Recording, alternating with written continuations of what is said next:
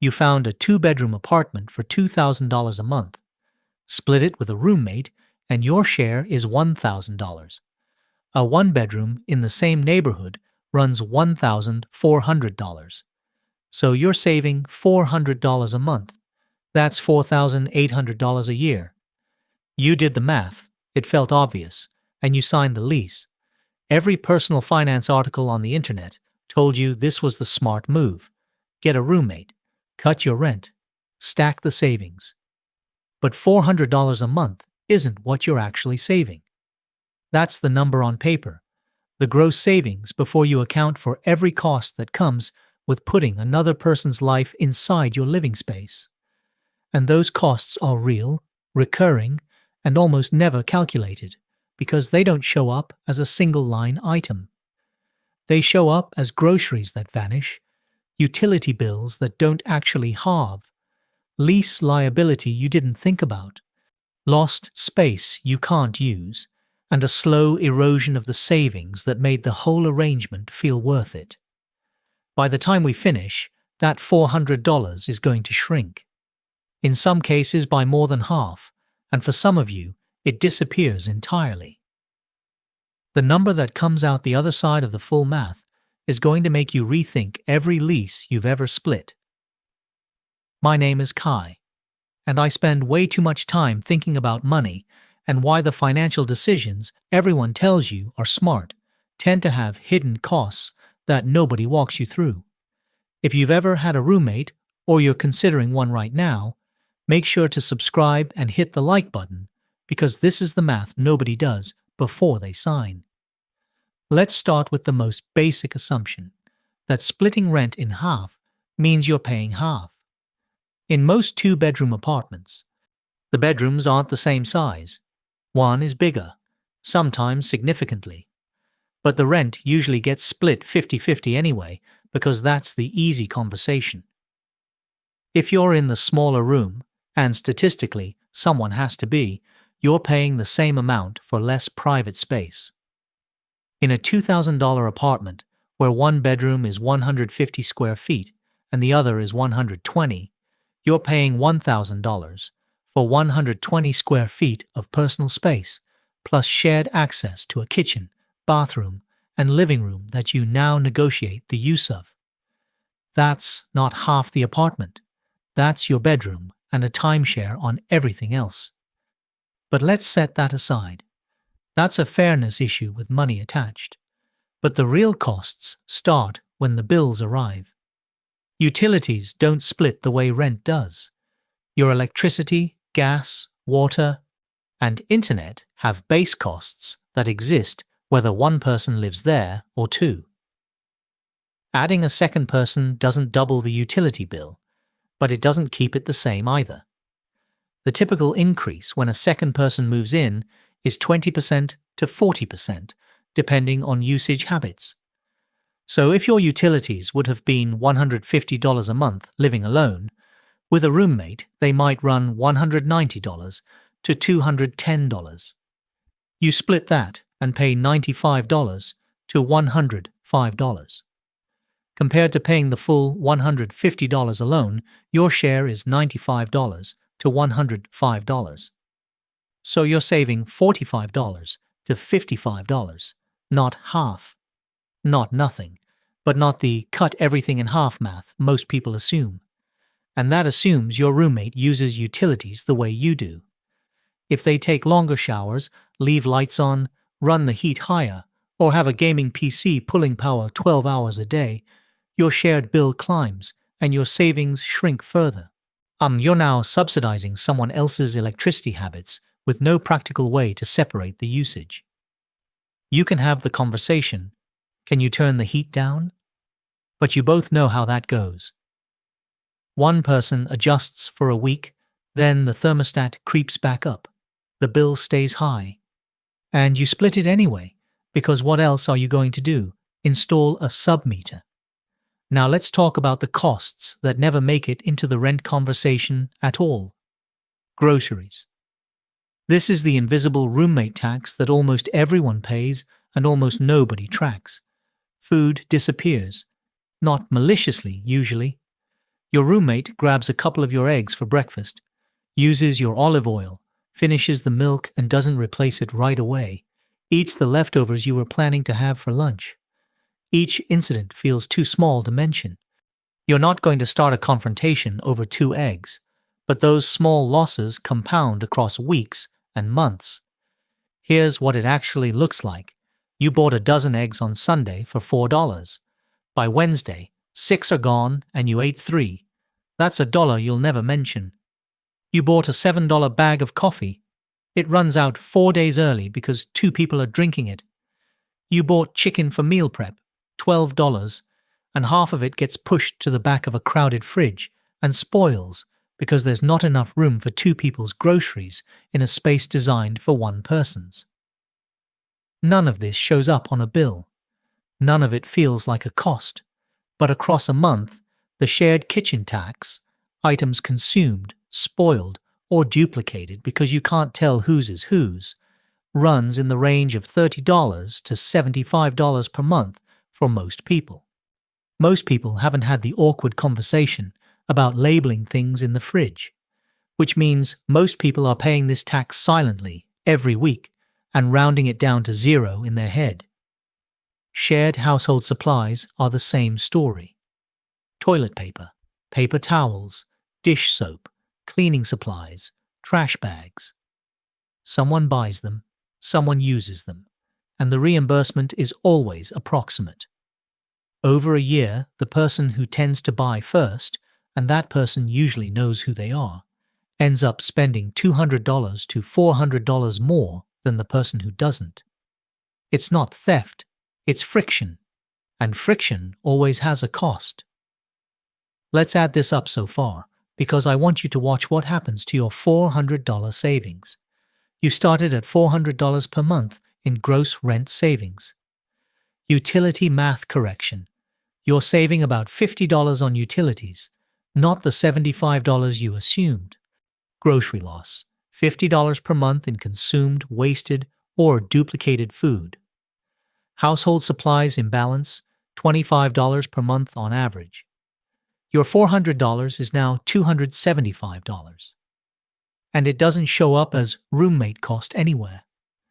It looks like $48 more on the electric bill, $63 at the grocery store you don't remember spending, a $7 bag of coffee that ran out 4 days early, $12 on dish soap and paper towels again. Somehow the savings are thinner, and you can't point to a single reason why. That's because there isn't a single reason. There are 30 small ones every month, and none of them feel worth mentioning. And we haven't talked about the big ones yet. Lease liability. This is the cost nobody thinks about until it detonates. When you sign a lease with a roommate, in most standard lease agreements, you're jointly and severally liable. That means if your roommate doesn't pay their share, you owe the full rent, not your half, all of it. If your roommate loses their job, has a financial crisis, or just decides to leave, and it happens more often than people like to admit, the landlord doesn't care about your arrangement. They care about the lease, and the lease says you owe $2,000. This isn't a hypothetical risk, it's a structural one. You've essentially co-signed a financial obligation with someone who, in many cases, is a friend you've known for a few years, a co-worker, or someone you found on the internet. You wouldn't co-sign a car loan with that person, but you co-signed a housing obligation that's 3 to 4 times larger, and you didn't think of it that way because the word roommate sounds casual and the word co-signer sounds serious. They're the same thing. You didn't just split rent. You took on someone else's default risk for $400 a month before any of the other costs we're about to cover. If your roommate bails mid-lease and you have to cover the full rent for even 2 months while you find a replacement, that's $2,000 in unexpected costs, wiping out nearly half a year of the savings that justified the arrangement in the first place. And that doesn't include the cost of finding a new roommate, the time, the listings, the awkward interviews, the risk that the next person is worse. You're not looking for a friend. You're conducting an unpaid HR process for the most important financial relationship in your monthly budget, and you're doing it under time pressure because the first of the month doesn't wait. Security deposits work the same way. And if your roommate damages the apartment, a stain on the carpet, a hole in the wall, a broken appliance, the landlord deducts from the shared deposit, not their half. The whole deposit. You can try to recover your roommate's share after the fact, but if you've ever tried to collect money from someone you used to live with, you know how that usually goes. A text, a Venmo request that sits unread, a slow realization that your $800 deposit just became a $400 loss, and a friendship that got weird. Now let's talk about the cost most people can feel, but never put a dollar figure on: space. When you live alone in a one-bedroom, you have a bedroom, a living room, a kitchen, and a bathroom. They're all yours. You can work from the couch at midnight. You can have someone over without coordinating. You can leave your things wherever you want. You control the temperature, the noise level, the cleanliness standard. With a roommate, you have your bedroom. Everything else is shared. The living room isn't yours. It's a space you negotiate. The kitchen isn't yours. It's a space you schedule around. The bathroom might have a 20-minute wait in the morning. Your ability to work from home, host people, decompress in silence, or simply exist in your own space without another person's presence is fundamentally reduced. That has a dollar value, even if it's hard to pin down exactly. This is the part people miss about roommates. The cost isn't just what you pay, it's what you spend because your home stopped being functional. Remote workers who need a quiet space end up going to coffee shops. $5 to $10 a visit, several times a week. People who can't comfortably host at home go out more. Dinners, bars, activities that cost $30 to $80 per outing that might not happen if they had a living room that felt like theirs. Couples where one person has a roommate end up defaulting to the other person's apartment or going out every time. And going out every time is a spending pattern that adds up fast. The inability to use your home as a functional space pushes spending outward. It's not a direct cost. It's a displacement cost. And for a lot of people, it adds $100 to $300 per month in spending they wouldn't do if they lived alone. Let's update the math. You started at $400 per month in savings. Utility correction, minus $25. Grocery and supply losses, minus $75. Displacement spending, minus $150 at the midpoint. So your $400 savings just turned into $150 in real life. That's $1,800 per year, not $4,800. Think about that. Every personal finance influencer who told you to get a roommate and invest the difference was quoting you the gross number. The $4,800. Nobody quoted you the net, because the net requires you to track the groceries that disappeared, the coffee shops you went to because your living room wasn't yours, and the supplies you bought that your roommate never reimbursed. That math is invisible. Which is exactly why the advice sounds so good and the reality feels so different. And that's the version where nothing goes wrong. No roommate drama, no lease crisis, no emergency where you cover the full rent, no deposit you never get back. The $4,800 you thought you were saving has already shrunk by more than 60%, and we haven't even put a price on the thing that actually costs the most: your time and your mental bandwidth. Living with a roommate means managing a relationship you didn't choose for emotional reasons. It means the low-grade cognitive load of never being fully off in your own home, always aware that someone else is there, always adjusting. You put headphones on to watch a movie. You wait to use the kitchen. You close your bedroom door not for privacy, but for separation. You don't invite people over because it's not worth the coordination. None of that is dramatic. All of it is constant. And when your home stops feeling like a place you want to be, you spend more on escaping it, more dining out, more drinks, more impulse purchases justified by, "I deserve this because my living situation is draining me." That's not irresponsible spending. That's predictable spending, the kind that shows up every time someone trades comfort for a discount. And it can easily add another $100 to $200 per month that wouldn't exist if you felt at home in your own home.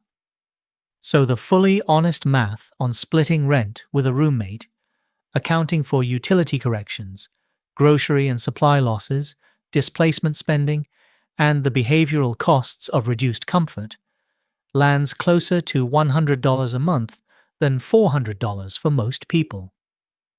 For some, depending on the roommate and the situation, the number goes negative. They're paying more in hidden costs than they're saving in rent. And that math doesn't even include the catastrophic scenarios: the roommate who stops paying, the deposit you lose, the lease break that costs 2 months' rent, the month where you covered their share and they swore they'd pay you back and never did. Those aren't guaranteed, but they're not rare either. And when they hit, they don't just erase the savings. They put you in a hole.